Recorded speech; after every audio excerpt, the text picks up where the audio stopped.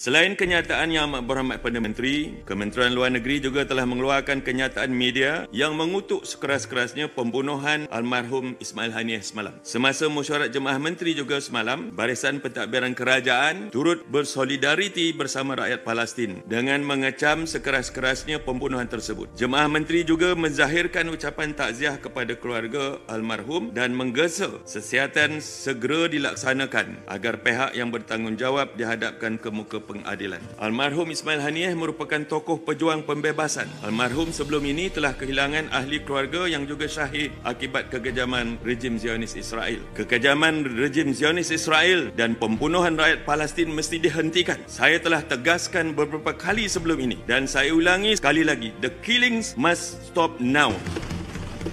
Pembebasan sebuah tanah air dan pencarian keadilan untuk negara dan rakyat Palestin adalah perjuangan yang sah dan mulia. Ia mesti disokong dalam segenap lapisan masyarakat.